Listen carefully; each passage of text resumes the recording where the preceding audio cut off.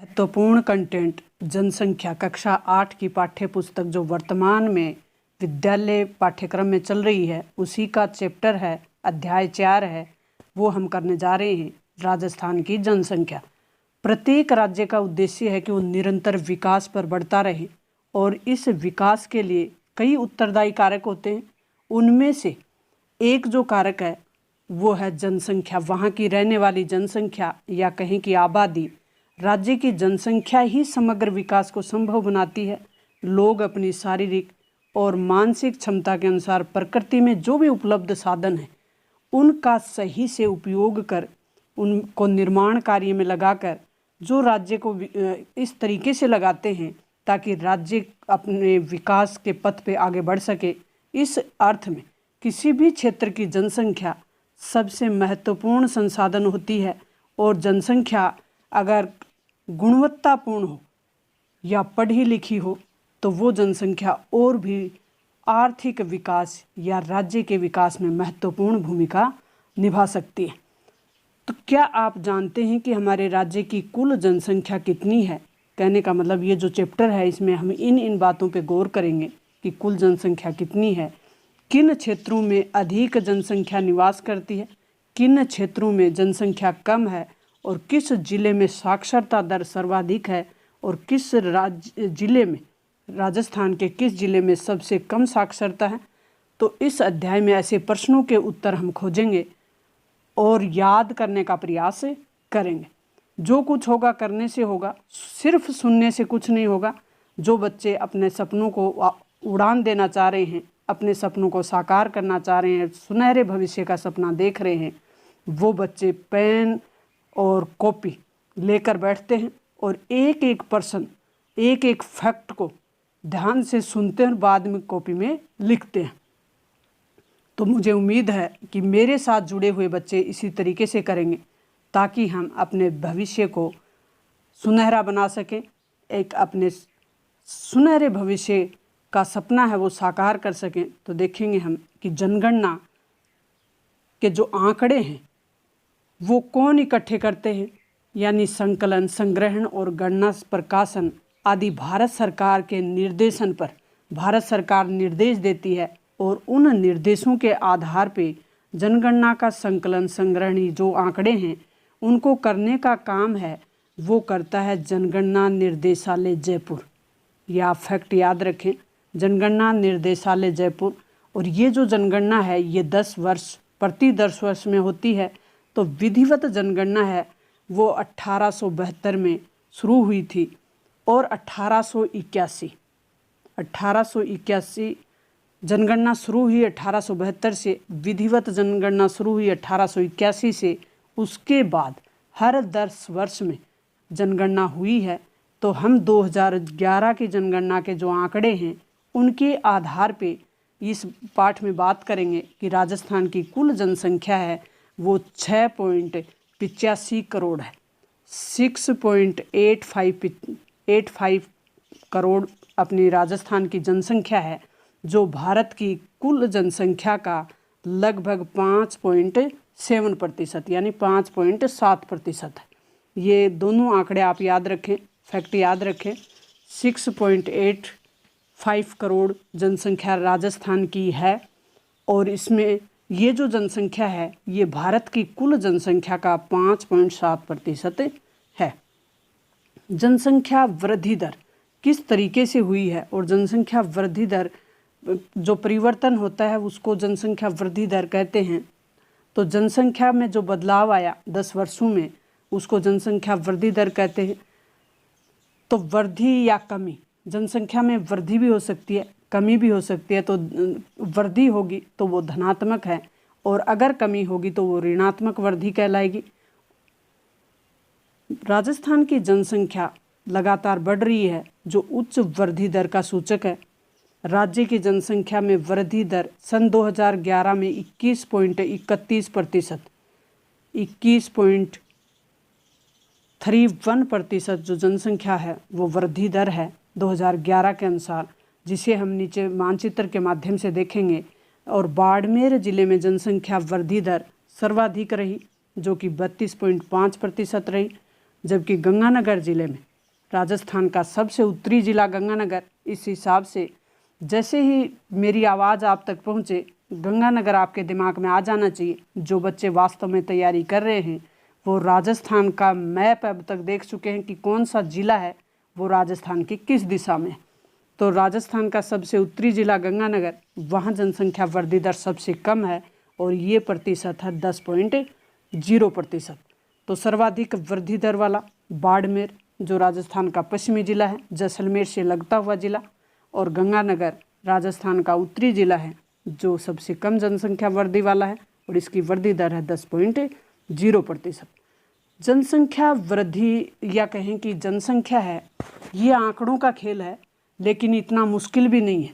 एक बार दिमाग पे ज़रूर प्रेशर पड़ेगा इससे, लेकिन आप अगर इसको ट्रिक अपनी खुद के ट्रिक बना ले या इसको एक बार समझ लें, आप ध्यान से समझ भी लेंगे मैप के माध्यम से, तो भी आप इसको भूलेंगे नहीं। तो हम इसको मैप के माध्यम से देख लेते हैं कि राजस्थान का गंगानगर सबसे उत्तरी जिला गंगानगर, इसमें सबसे कम जनसंख्या वृद्धि हुई है, और अपने जैसलमेर से लगता हुआ जिला बाड़मेर जिसमें सबसे अधिक जनसंख्या वृद्धि हुई है। इसको आप ध्यान रखें। तो ये पश्चिमी राजस्थान का भाग है, ये दिखाया हुआ है, ये इस कलर में दिखाया है कि यहाँ जनसंख्या वृद्धि सबसे अधिक है। तो ये कॉन्सेप्ट क्लियर रखें। राजस्थान का पश्चिमी भाग जनसंख्या वृद्धि में सबसे आगे है, और सर्वाधिक जनसंख्या किस जिले में निवास करती है उसकी भी बात करेंगे हम। क्षेत्रफल के हिसाब से सबसे ज़्यादा जनसंख्या कहाँ निवास करती है वो भी बात करेंगे। नेक्स्ट हमारा है जनसंख्या घनत्व। जनसंख्या घनत्व यानी क्षेत्रफल के हिसाब से कितनी जनसंख्या निवास करती है, यानी वर्ग किलोमीटर में उसको निकालते हैं, तो उसे कहते हैं घनत्व। राजस्थान में जनसंख्या घनत्व 200 व्यक्ति प्रति वर्ग किलोमीटर। महत्वपूर्ण फैक्ट आप याद रखें, 200 व्यक्ति प्रति वर्ग किलोमीटर। इसका तात्पर्य है कि राजस्थान में प्रति वर्ग किलोमीटर पर औसत 200 व्यक्ति निवास करते हैं। सर्वाधिक जनसंख्या घनत्व जयपुर का है जो कि 595 व्यक्ति प्रति वर्ग किलोमीटर पर रह रहे हैं, और सबसे कम जो जनसंख्या घनत्व है वो है 17 व्यक्ति जो कि जैसलमेर में है। जनसंख्या का वितरण मैप के माध्यम से हम देखेंगे कि जनसंख्या का वितरण किस तरीके से है। पहले इसको देख लेते हैं कि राजस्थान में जनसंख्या वितरण असमान है, सभी जिलों में समान जनसंख्या का वितरण नहीं है। तो पश्चिमी राजस्थान में कम, तो पूर्वी राजस्थान में जनसंख्या अधिक रहती है। जनसंख्या वृद्धि पश्चिमी जिलों में अधिक है, लेकिन जनसंख्या रहती पूर्वी जिलों में अधिक है। जो उत्तरी पूर्वी जिले हैं यहाँ जनसंख्या अधिक रहती है क्योंकि ये क्षेत्रफल में छोटे जिले हैं। तो राज्य की कुल जनसंख्या का लगभग 10% भाग केवल जयपुर जिले में रहता है। महत्वपूर्ण फैक्ट आप याद रखें कि 10% भाग है वो अपना राज्य की राजधानी जयपुर वहाँ रहती है 10% जनसंख्या। वहीं जैसलमेर जिले में राज्य की 1% जनसंख्या निवास करती है, सिर्फ 1%। तो जनसंख्या घनत्व की दृष्टि से जैसलमेर सबसे कम है, सिर्फ 17 ही व्यक्ति हैं प्रति वर्ग किलोमीटर पर रह रहे हैं। ये तो हमने ऊपर देख लिया। मरुस्थलीय प्रदेश राज्य में लगभग 61% भूभाग पर लगभग 40% जनसंख्या निवास करती है। वहीं जनसंख्या घनत्व सबसे कम है, वो 130 व्यक्ति प्रति वर्ग किलोमीटर है मरुस्थलीय क्षेत्रों। तो मरुस्थलीय क्षेत्रों में 61% भूभाग है, यानी क्षेत्रफल 61% है, लेकिन जनसंख्या 40% ही यहाँ निवास करती है। जयपुर, अलवर, भरतपुर, दौसा, धौलपुर, टोंक, सवाई माधोपुर, करौली, भीलवाड़ा आदि राज्य के पूर्वी समतल मैदानी क्षेत्रों में क्षेत्र के जिले हैं ये। इनमें 20% भूभाग 20% है, लेकिन जनसंख्या यहाँ 33% निवास करती है। तो ये आंकड़ों में कितना अंतर है, क्योंकि रेगिस्तान में जो जलवायु है वो विषम जलवायु है, वहाँ लोग रहना कम पसंद करते हैं। पूर्वी जिले समतल मैदानी भाग हैं, ये नदियों का प्रवाह क्षेत्र है, इसलिए यहाँ जीवन सुगम है। इसलिए क्षेत्रफल कम होते हुए भी जनसंख्या यहाँ अधिक निवास करती है। यहाँ पर जनसंख्या घनत्व 332 प्रति वर्ग किलोमीटर है। 332 व्यक्ति हैं वो प्रति वर्ग किलोमीटर पे रह रहे, जो राज्य में सर्वाधिक। तो सबसे अधिक जनसंख्या घनत्व और सबसे कम जनसंख्या घनत्व का आप ध्यान रखें, फैक्ट क्लियर रखें, कॉन्सेप्ट क्लियर रखें। अब हम अरावली प्रदेश की बात कर लेते हैं कि अरावली के पर्वतीय जो भाग हैं उसमें दक्षिणी पूर्वी पठारी भाग प्रदेश में राजस्थान का मध्यम जनसंख्या घनत्व है, क्योंकि पहाड़ी क्षेत्र है। तो यहाँ भी इन जो लोग रह रहे हैं उनका जीवन इतना सुगम नहीं होता जैसा समतल मैदानी भागों में होता है, नदियों के प्रवाह क्षेत्र में होता है। तो पश्चिमी राजस्थान में कठिन भौगोलिक परिस्थितियों और आधारभूत सुविधाओं की कमी होने के कारण जनसंख्या कम है। या आप अपना जो कॉन्सेप्ट है क्लियर रखें कि पश्चिम का जो मरुस्थली भाग है वो और पहाड़ी भाग है वहाँ पे जनसंख्या कम है, क्योंकि वहाँ की जो भौगोलिक परिस्थितियाँ हैं और आधारभूत सुविधाएं हैं वो कम हैं। भौगोलिक परिस्थितियाँ विपरीत हैं, आधारभूत सुविधाएं कम हैं। ये ध्यान देने की बात है कि विश्व में थार का मरुस्थल, अपना जो थार का मरुस्थल है उसमें जनसंख्या की दृष्टि से ये संघन है। थार के मरुस्थल में और विश्व के अन्य मरुस्थलों को देखें तो उसके दृष्टिकोण से हमारे थार के मरुस्थल में जनसंख्या संघन है, यानी ज़्यादा है। मैदानी भाग में कृषि के अनुकूल परिस्थितियां जैसे समतल मैदान, पूर्वी पानी की जो व्यवस्था है वो उपलब्धता होने के कारण, देश की राजधानी दिल्ली के समीपता के कारण, उद्योग वाणिज्य होने के कारण और परिवहन की आधारभूत सुविधा होने के कारण, विकास अधिक होने के कारण जनसंख्या अधिक निवास करती है मैदानी भागों में, यानी पूर्वी राजस्थान में। ये पूर्वी राजस्थान की बात कर ली कि परिस्थिति जो जलवायु है वो अनुकूल है, समतल मैदान है, पानी की सुविधा उपलब्ध है, देश की राजधानी दिल्ली के ये समीप हैं, उद्योग लगे हुए हैं, वाणिज्य व्यापार की सुविधा है, परिवहन की आधारभूत सुविधा होने के कारण यहाँ लोग ज़्यादा रहना पसंद करते हैं। तो यहाँ जनसंख्या अधिक है।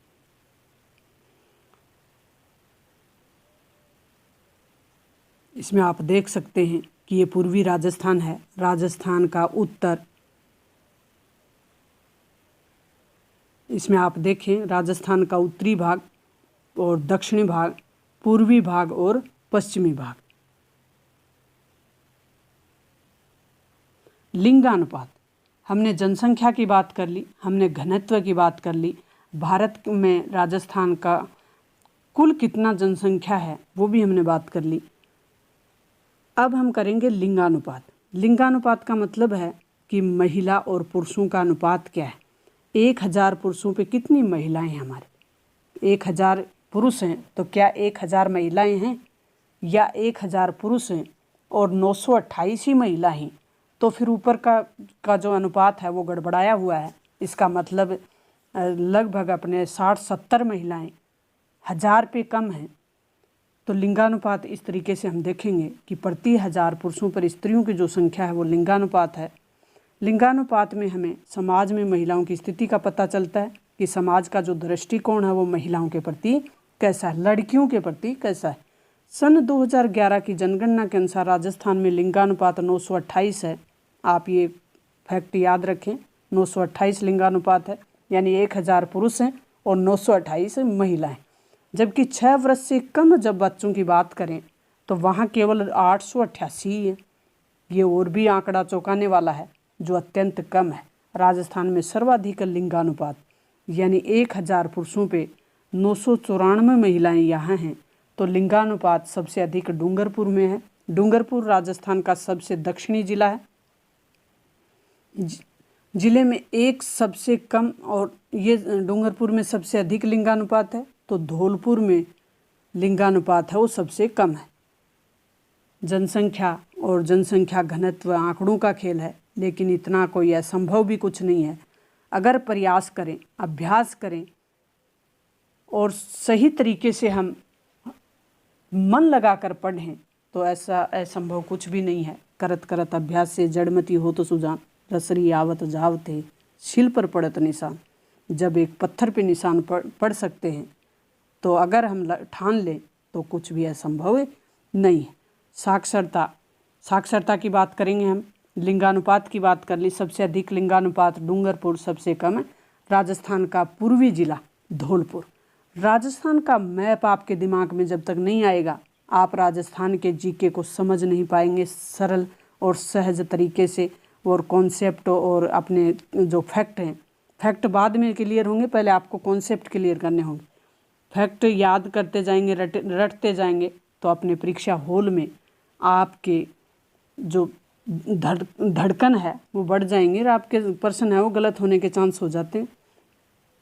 आजकल कॉन्सेप्ट बेस्ड प्रश्न पूछे जाने लग गए हैं, फैक्ट बाद में अपने आप याद हो जाते हैं। किसी क्षेत्र अथवा राज्य की कुल जनसंख्या में पढ़ने और लिखने में जो सक्षम जनसंख्या है उसी को साक्षर दर कहते हैं। तो जनसंख्या की साक्षरता दर किसी क्षेत्र विशेष की सामाजिक एवं आर्थिक स्थिति से लगाया जा सकता है कि वहाँ के लोग कितने पढ़े लिखे हैं और किस तरह की वहाँ की साक्षरता दर है। तो ये जनगणना में एक अत्यंत महत्वपूर्ण बिंदु होता है। सन 2011 की जब हम बात करेंगे तो हमारी जो साक्षरता दर है वो 66.11% है, 66.11% है। यानी 66 जो लोग हैं हमारे राजस्थान में, 100 में से 66 लोग पढ़े लिखे हैं। अब बाकी क्या आप अंदाज लगा सकते हो कितने लोग अभी पढ़ाई में पीछे हैं। 76.6% के साथ कोटा राज्य में सर्वाधिक साक्षरता वाला जिला है। कोटा शिक्षा की नगरी बनता जा रहा है, तो कोटा में 76.6%, यह आपको याद हो जाना चाहिए। साथ साथ ही कि कोटा शिक्षा नगरी बनता जा रहा है, तो कोटा सबसे अधिक साक्षर जिला है। जबकि सबसे कम साक्षरता जालोर में है जो कि 54.9% है। पहले आप कॉन्सेप्ट क्लियर रखें, सबसे कम और सबसे ज़्यादा, बाद में आप आंकड़े याद करें कि कितना कितना है, इस तरीके से करें। सब चीज़ों को साथ ना चलें, आंकड़े भी साथ ही करें, कॉन्सेप्ट भी साथ ही करें, ऐसा ना करें तो सरल हो जाएगा। मतलब आप पहले कॉन्सेप्ट क्लियर करें, बाद में फैक्ट और आंकड़े याद करें। राजस्थान में पुरुषों की साक्षरता 79.19% है, जबकि महिलाएं 52.12% ही हैं।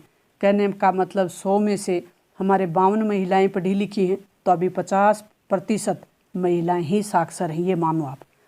पुरुष व महिला साक्षरता में तो आप महिला और पुरुष साक्षरता में अंतर करें, 79 और 52 में कितना अंतर है?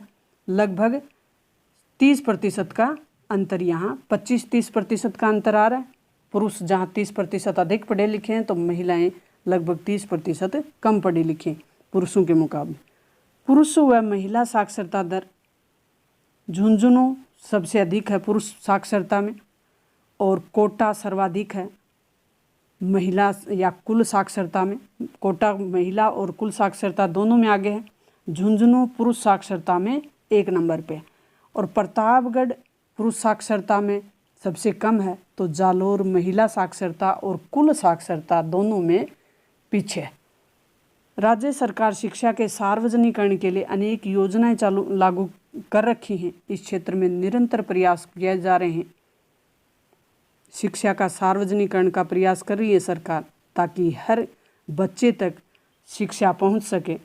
अब हम बात करेंगे, कुल साक्षरता की बात हमने कर ली, अब हम बात करेंगे ग्रामीण और नगरों की। क्या गाँवों की जो साक्षरता दर है वो शहरों की साक्षरता दर से कम है? बिल्कुल सही है कि गाँव की जनसंख्या है वो कम पड़ती है शहरों के मुकाबले। वो कारण कुछ भी हो, गाँव में अवसर कम मिल रहे हों, सुविधाएं कम मिल रही हों, स्कूल नज़दीक नहीं मिल रहे हों, कारण कोई भी हो, लेकिन गाँव के लोग शहरों के लोगों से कम पढ़ते हैं। तो हम यहाँ आंकड़ों के खेल को देखेंगे कि राज्य की अधिकांश जनसंख्या गाँव में निवास करती है।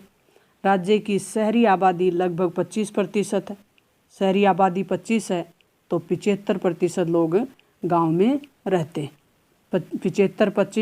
75% गांव में रहते हैं और 25% लोग हैं वो शहर में रह रहे हैं। राजस्थान में सर्वाधिक नगरीय जनसंख्या है वो कोटा जिले में है, और जबकि डूंगरपुर जिले में सबसे अधिक जनसंख्या, सबसे कम जनसंख्या वो नगरों में निवास करती है। डूंगरपुर के लोग सबसे कम शहरों में रह रहे हैं, कोटा के लोग सबसे अधिक शहरों में रह रहे हैं। वर्तमान राज्य में नगरीय जनसंख्या लगातार बढ़ रही है। लोग शहरों की तरफ अधिक रुख कर रहे हैं, क्योंकि शहरों में बच्चों के पढ़ाने की सुविधा मिल जाती है, ये रोज़गार मिल जाता है, वहाँ पानी या कहें कि वो सब सुविधाएं मिल जाती हैं, आधारभूत सुविधाएं जो इंसान को चाहिए वो सब मिल जाती हैं, तो लोग शहरों की तरफ जाना ज़्यादा पसंद करते हैं। राजस्थान में अनेक जनजातियां निवास करती हैं। अब हम अनुसूचित जनजाति की बात करेंगे। अनुसूचित जनजाति, एसटी जाति कि राजस्थान में एसटी जनजाति का जो जनसंख्या है वो किस तरीके से है। अनुसूचित जनजाति अधिकतर गाँव में, पहाड़ों में और पठारों और जंगलों में निवास करती है।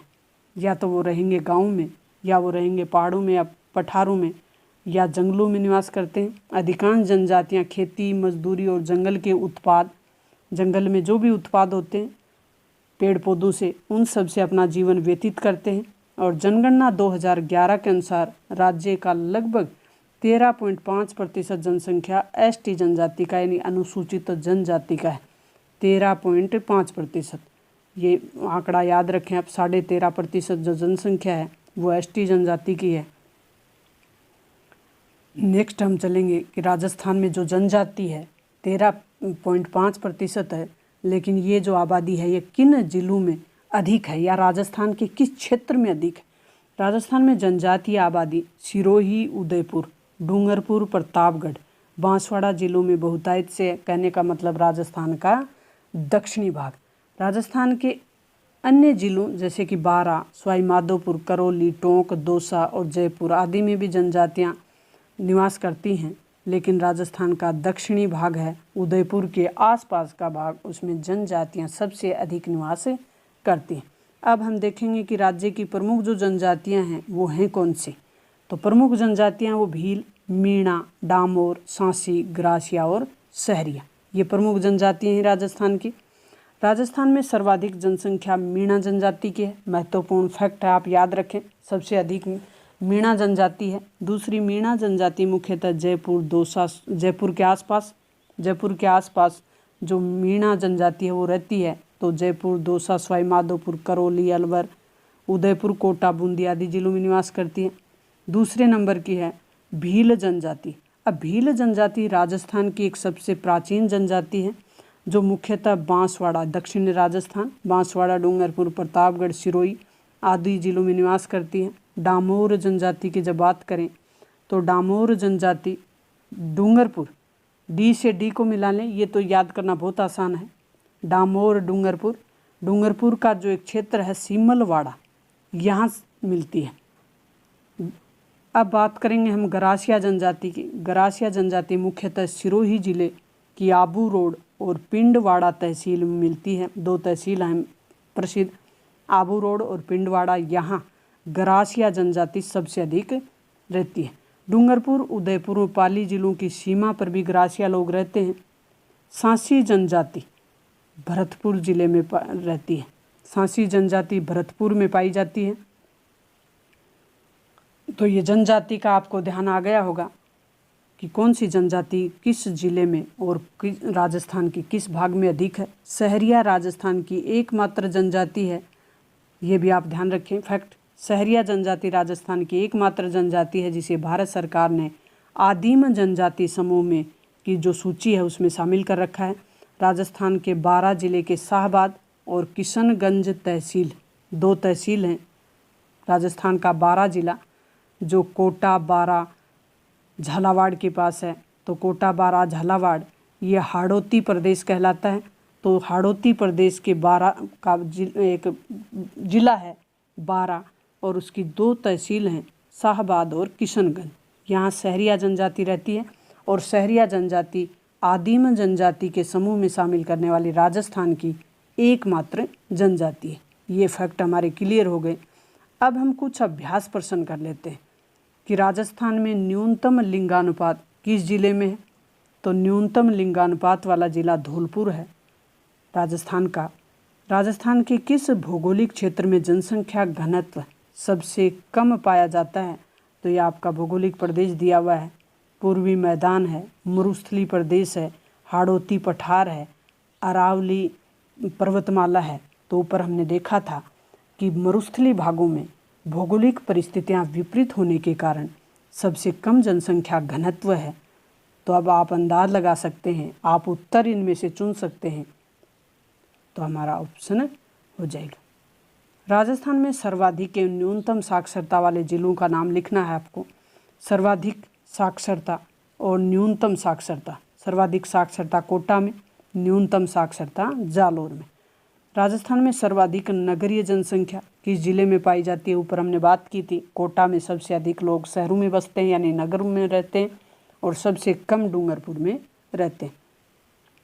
इस तरीके से हमने ये जनसंख्या का जो चैप्टर है इसको सरल और सहज भाव से मैंने कॉन्सेप्ट और फैक्ट दोनों इम्पोर्टेंट भी आपको बताने का प्रयास किया है, साथ साथ समझाने का भी प्रयास किया है। मुझे उम्मीद है कि आपके जो मार्क्स हैं उनके इम्प्रूवमेंट में, या कहने का मतलब नेक्स्ट जो भी एग्ज़ाम हो गया आपकी, BSTC हो, रीट हो, या कोई भी एग्ज़ाम हो, आरटेट हो, राजस्थान का कोई भी भर्ती एग्ज़ाम हो, उसमें आपका 1-2 प्रश्न देखने को मिलेगा और आपका प्रश्न सही होने वाला है। तो मिलते हैं नेक्स्ट वीडियो।